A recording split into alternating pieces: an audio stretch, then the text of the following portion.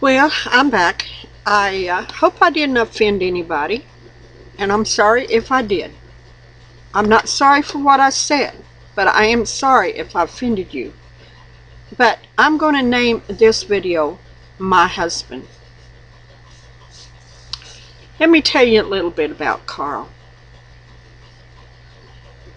At 16 years old, his dad signed the waiver for him to go into the Navy at 16.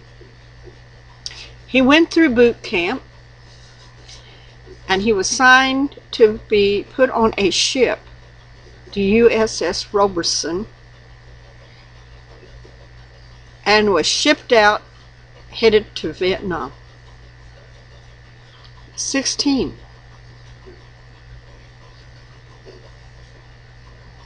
And he went over there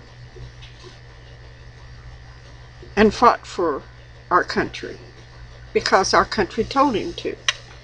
Now, I don't really totally justify that war because it was more like a line drawn in the jungle. You could fight up to so far and couldn't fight any farther, which was very frustrating for the men. Anyone that was a Vietnam vet, I'm sure they would tell you the same thing. It was frustrating. They could fight, but then when it got to a point, no, they couldn't shoot across the line. He spent his time over in Vietnam, had a birthday over there, and then he was hurt. That's why he gets a VA check, okay? You know now how much it is. I don't ever talk about it or brag about it. But we are blessed. We are very, very blessed with that check. And we live quite well. That's the reason why I won't ask people for money for myself. Only but when I was going through that court thing. And it took another person to really kind of force the issue, because I used to be a minister on the road in tents and revivals, and I've seen so many of those scammers and con artists out there holding revivals, begging for money, taking from the poor. And I have always said, I'm not going to do that. I am not going to do that for me to live on.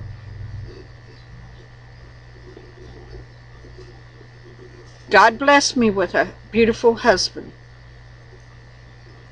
Now, my first husband wasn't that kind, nor gentle, nor loving, and he definitely wasn't kind, gentle, or loving towards his daughter, what he did to her. But God moved me in a position after the divorce. I just signed the divorce. And I met Carl. And, of course, I told him what was going on, and we talked, and he just kind of like helped me through it. Anybody and everybody that knows Carl knows that he's a kind, gentle man. And he would give you the shirt off his back. In fact, he does more times than one. I know I'm kind of bragging on him, but if you're out of gas and you need gas money to get to work or the store or to the hospital or wherever, they can come and they'll let him know, and he'll go right down, or he'll meet them at the filling station and fill their tank up. He don't just put a couple of dollars, he fills it up. He wants to make sure that you can go for a while. If you got electricity about ready to be cut off, he's paid many of people's electricity bill here in this town. He's helped with groceries when people were hungry and were out of groceries and didn't have money to buy it. He'd send me down there with them into the grocery store, buy all their staples and what they need, and I'd take them home.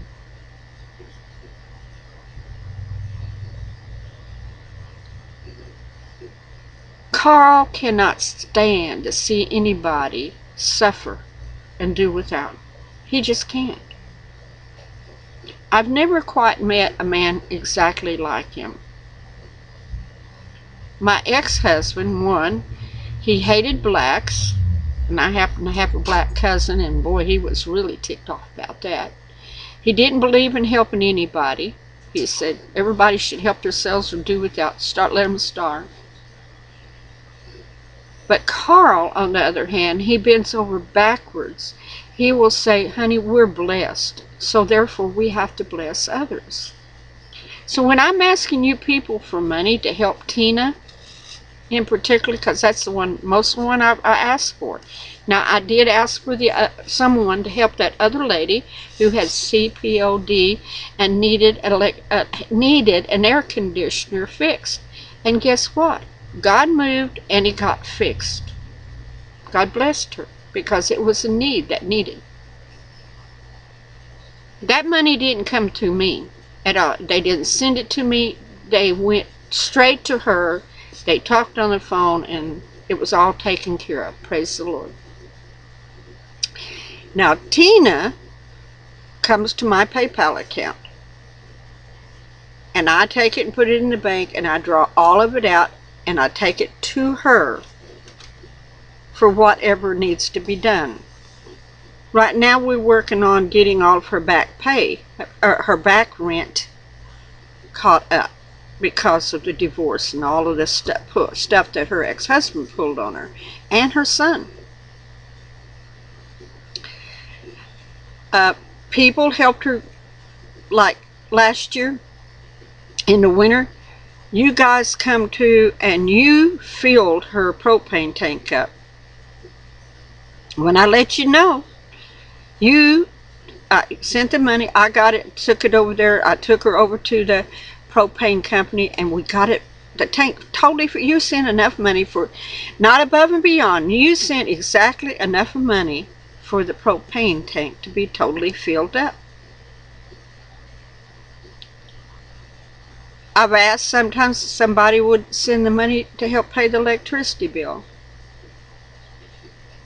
but everything either has went to Tina or someone that needed it, not to me. With the money that my husband makes off the VA, we should be able to take care of all the bills. The only time I got in a tough spot, but we would have made it, but we got in a tough spot because of the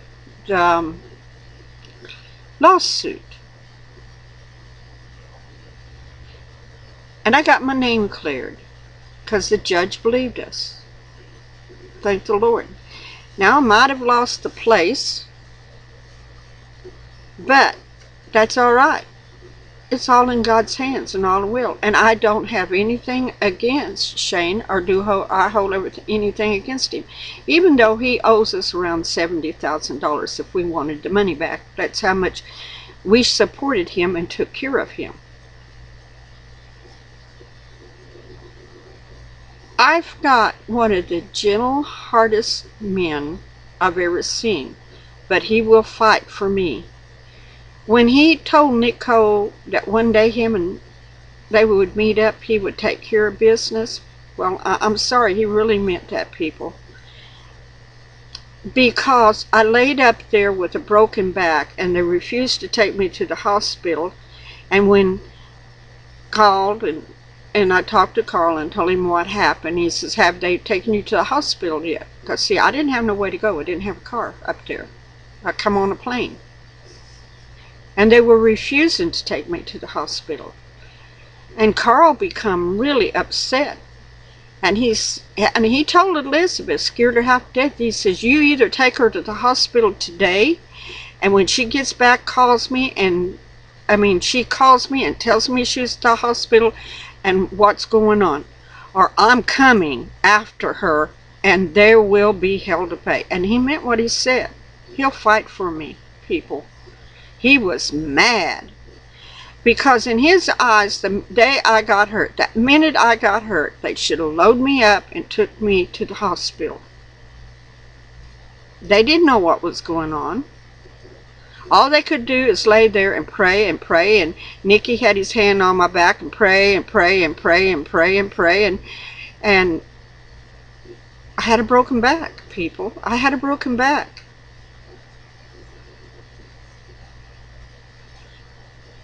And my husband was mad. He loves me and he cares for me.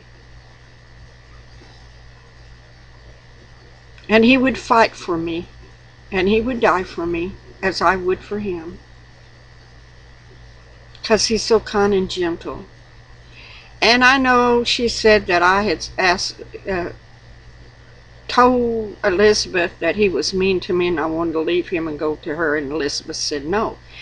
No, that day, let me tell you the day that this situation all come up. Elizabeth called me and we was talking on the phone. My husband's brother was living here with us, and he was an alcoholic. So Carl was really mad at David, and he was telling David off. And I guess she could hear him telling David off on the phone. Well, she just assumed it was me he was going after, when it wasn't. And she started saying, "Oh, Barbara, you can't let him hit you. You can't do that. You need to pack your bags and call us, and we'll get you a plane ticket, and you come out and live with us and go with us." I said, "No, Elizabeth, this is between two brothers. I have nothing to do with it. He's not mad at me. He was mad at his brother because he's an alcoholic and he was drinking. And the agreement was, when we went down to Louisiana and picked his brother up to bring him up here, because he got himself in trouble with some Cajun people down there, and they were threatening to kill him. So we went and got him, rescued him, and brought him up here and let him live with us for a short period of time. The one thing that was told, you cannot drink. We do not allow drinking. We do not allow drugs in our house. If you drink or take drugs and we find it out, you have to leave." Well, Carl, needless to say, found out that he was drinking Jim Beam. It was pretty lit. Stupid on David's part, you know. When you get drunk, you can't hide it, you know. And so him and Carl was into it pretty good. Not a fist fight, but word fight. And no, Carl wasn't saying anything to me at all. He was so angry with his brother. So angry, because that was what I had said. Now, Carl, if we do this, he can't drink. He can't drink in this house. And he honored me over his brother. That's the kind of man he is. I'm his wife. He honored my wishes over his brother. So within 3 days, his brother was on a bus going back to Georgia to his mama. Carl ran him off, told him he could never come back. Never, ever, ever come back and live with us because of the drinking problem, because he's an alcoholic. And I understood that. But I'm still not going to allow you to drink in my home. I'm just not. Now, maybe other people would allow him to, and maybe you go, well, that would be the Christian. No. Drinking only causes trouble and fights and disagreements. And I was not going to put up with my brother-in-law's mouth in my own home and put up with his attitude. Now David is a woman beater. He's been married 3 times. All 3 women divorced him because of abuse. His other brother, Charlie, has been married twice, and both of them divorced because of abuse. Carl, of all the men out of that bunch, and there's 3 of them, 3 brothers, Carl, the oldest, is the only one that quit drinking years ago, quit the drugs years ago, and chose me over the drinking and over the drugs. He did. And he's never abused me at all. because he's seen what his brothers did and how they destroyed their own lives with their drinking, their drugs, and their abuse on their women. And he had made a conscious decision never to treat me that way. Never. Our marriage is the longest running marriage of the family. Now, if you think I would live with Carl if he was as abusive as his two brothers, no, I wouldn't. I didn't allow Bill to be abusive to me and molest our daughter. Do you think I'd allow Carl to abuse me? No, no way. He'd already be gone out of this house. He would be gone. But he loves me dearly. He loves me. And he takes so good care of me. So I'm sorry if anybody got offended because I got on a rant at this bunch because of what they're saying, the lies they're telling about my husband. So, and if I wanted to, I could bring Trish and Kurt, which lived here with us for 3 years. They could tell you, never raised a hand to me. I could call everybody that's in and testify on the video to how Carl treats me. And they would have nothing but good words for Carl. And if they keep it up, I will do that to prove that Carl is not the man that they're trying to portray him to be. He's gentle, he's kind, but he is a soldier. He's a Navy man in the Special Forces. He was.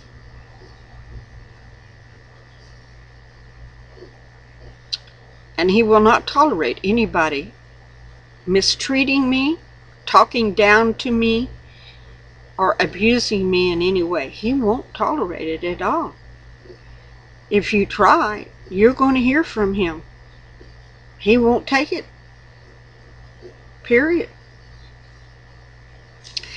I'm just sort of his world. Now, poor George, of course, they talked against him too. They always talk about poor George. But he could tell you, he met Carl, and he could tell you that Carl loves me. Period. Period. And that young man that called me, and encouraged me, thank you. Thank you very much. I don't hate Elizabeth. See, you people don't understand. When I was venting about my husband, I was angry, but I don't hate Elizabeth. I really don't. I really feel sorry for her. Because Satan has got into her and indwelling in her, and she's become so demon-possessed, she don't realize it. And everything that she's done, like trying to kill Chuck and destroying Chuck's marriage to a beautiful Filipino woman that waited on Chuck hand and foot. And the main thing they wanted Chuck for was because of his retirement fund, but he didn't get it, and they didn't get it because his ex-wife's got it tied up in a trust fund type thing, and she wouldn't let Chuck have it because she knew that Elizabeth would take it. But the woman still loves her ex-husband because Elizabeth had talked Chuck into divorcing her. And she loved Chuck. She adored him. And Elizabeth broke up a very good marriage. Sad to say. But she's good at that. She's broken up other marriages. That's not the only one. And bless Chuck's heart, he had fell in love with Elizabeth and thought that he might marry her one day after the divorce. And here comes Paul out from Minnesota, leaving his wife and children and coming down in an old beat-up pickup that hardly made it, and come knocking at Elizabeth's door. And of course he was younger, and more prettier than Chuck. So of course she would take up with him instead of Chuck. And I don't know for sure if they really got legally married, because they went up there on the mountain here in Arkansas and took hands and said the wedding vows before God, and then come down and said, whoops, we're married. Well, everybody to their own thinking. But there's so many spiders in Elizabeth's closet. If they all come out crawling out at once, it would scare people. It really would. I pray for the young people that gets tied up with this mess. You know, Elizabeth didn't die on a cross for you. She didn't pay the price for your sins. It was Jesus Christ, Yeshua HaMashiach, that did that. Not Elizabeth, not Nicole, because Nicole's a deadbeat dad, because when they left, one of the things that they were trying to get out of here, because there wasn't a warrant for Nicole Pauls because of back child support, because he never paid child support. We over here in America call them deadbeat dads. So they were trying to run before he got caught and went to jail for lack of paying child support. And then she would have went to jail because of theft from that vet in California that Chuck helped sell the stuff, and Elizabeth got the money, and the woman come up there and was with Chuck and had all the money in a paper bag. My God, I don't know why they put it in a paper bag, but anyway, when she was asleep, Chuck and Nicole went in there and stole the money. And then when she woke up and found it was gone, she called the police up there in Idaho, where we were, and had a big investigation over that, and they had to give the money back to her. Thank God. Praise the Lord. It was a big bundle of money. But she was mentally ill herself, this woman, that was easily manipulated, mentally ill. And Chuck was manipulating her through Elizabeth. Elizabeth was using him to manipulate her. And it was working pretty good. It was a very good scam that was going on there for a while. Until, and this is, Elizabeth don't know what I did, until I called Congressman Bozeman at that time, who was head of the VA. I told him exactly what was going on out there in California with this man, this vet. And I gave him the name and the address and everything. So therefore he sent investigators out there to investigate, and found out what I was saying was true, and they was going after Elizabeth for this. See, when you're a veteran JAG officers, of course you see it on TV. That's just TV thing. There is a JAG officers that investigate these kind of crimes from the federal government. They were involved, and they were tracking her for stealing money from a veteran. And they were going to arrest her and prosecute her and put her in a federal penitentiary. How do I know? I talked to Congressman Bozeman, and we communicated quite often. And I tried to keep him in track of where she's going. Even when she went to Alaska and stayed for a short period of time, pulled this stunt.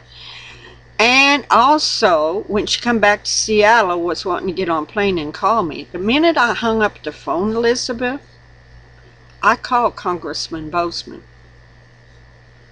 that you were getting on a plane and getting out of the United States. But for some reason, you skimmed under the radar again, and you got on the plane with more money than you should have, because you're only allowed to take about $10,000. And that's what she called me and was praying to tell me, don't let it catch it. Well, I said, just go put it in a bank account there. And then when you get over there, you have your card and your check and you can draw it out. Which she did. But I was hoping, that Congressman Bozeman would get their people up there and stop her before she ever got on the plane and got the money back for the veteran that they stole it off of. Well, this will be a first-time news to Elizabeth what really was going on and why when she called me crying and saying the FBI was after him. I did that, Elizabeth, because what you were doing to that vet was wrong. Totally, 100% wrong. And yeah, I tried to get you busted. Yes, I sure did. For the wrong you were doing. I had hoped that if you got busted, they would put you in jail and put you in a federal penitentiary for a while, and it would wake you up and you'd get right with God. But nevertheless, maybe that wasn't the intent. But Satan really wanted you bad enough to get you out of here. But she uses people to live off of. That's what she does to them with the money. She's got donate, and she's had some temper fits. If you go over on her site, which I haven't been on her site in a long time, don't want to. When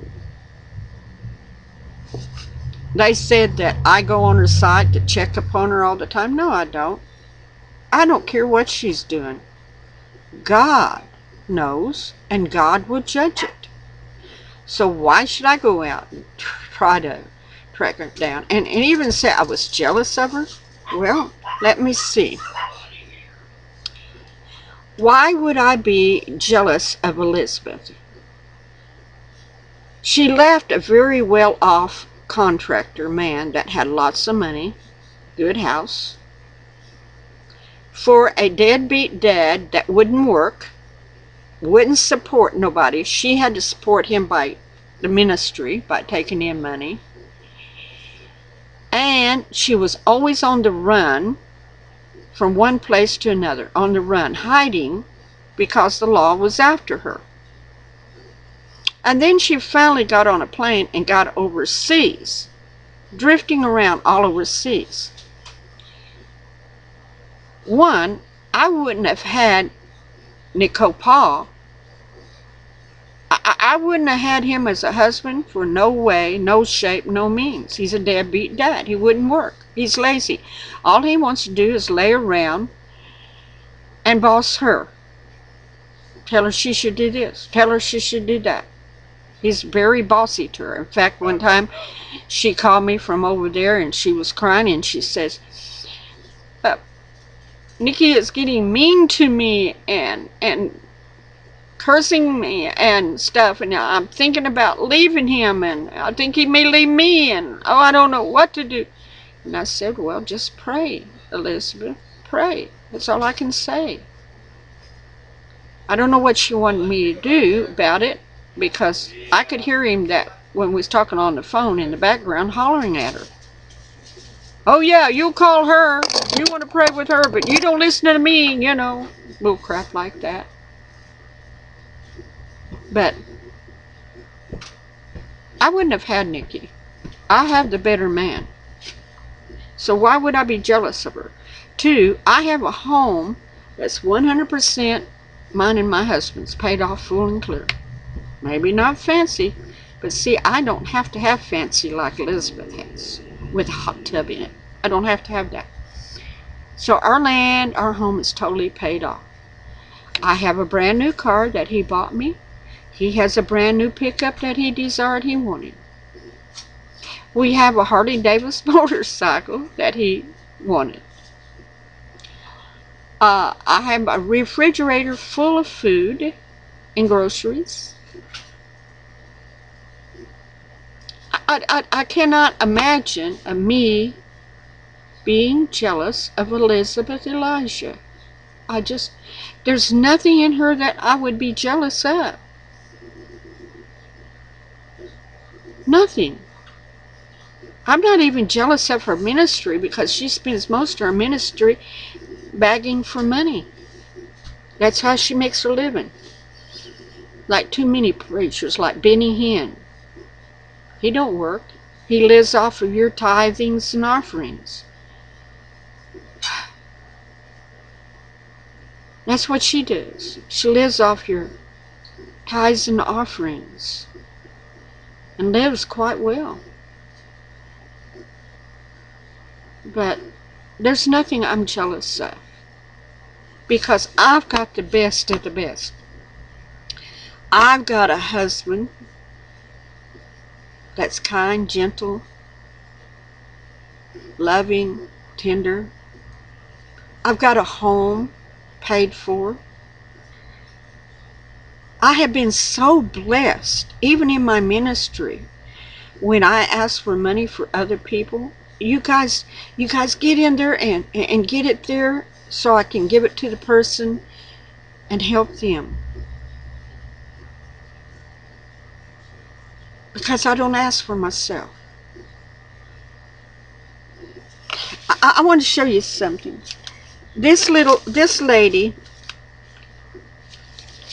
sent, this is all they had, sent $2 to help Tina. I have to get her to her. Send it in an envelope. And when I opened this up and read her letter and seeing those $2, I started crying. I really did. I started crying. Because it reminded me of Jesus when he sat there and he see this widow put in her 2 little mites. All she had. And he said, blessed is her, because she has given all. Now, I've had people give quite a bit of money that went to help Tina. But that $2 made me think of that widow's mite. And I know that this person's going to be blessed greatly for just those $2 because she sent it with the gratitude of her heart of loving Jesus Christ, trying her best to help another person. Isn't that awesome? I mean, I was just sitting and going, wow. I mean, wow. She could have used that $2 for herself. But no, she sent it to Tina. I've got to get it over there to her. But she sent it to Tina. God's going to bless this woman. Bless.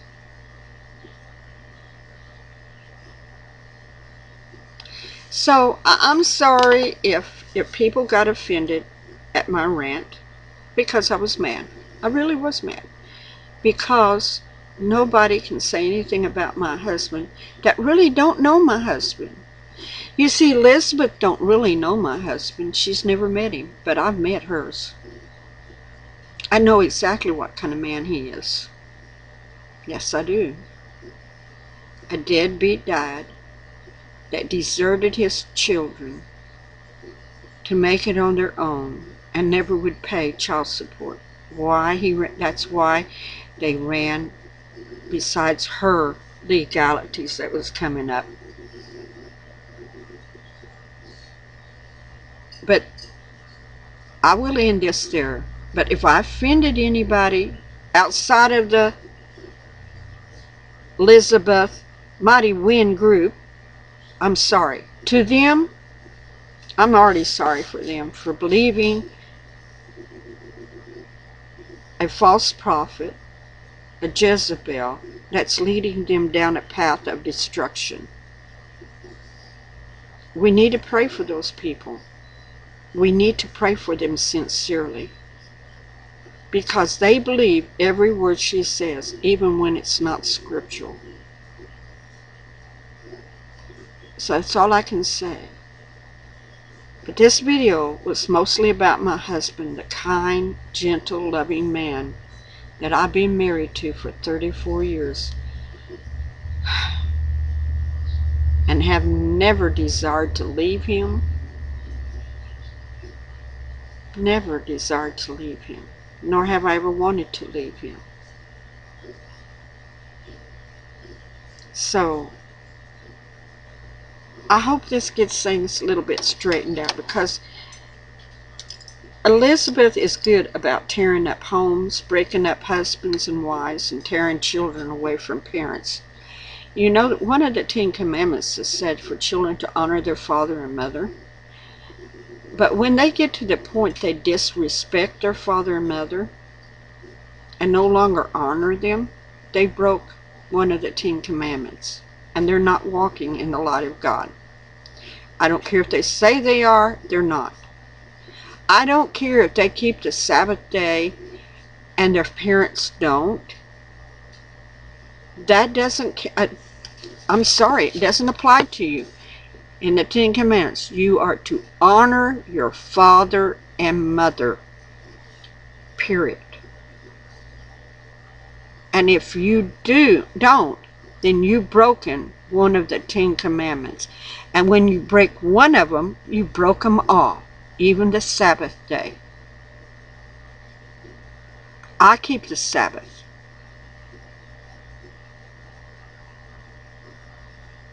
But I would honor my father and mother. Even if they don't understand the Sabbath, you still honor your father and mother.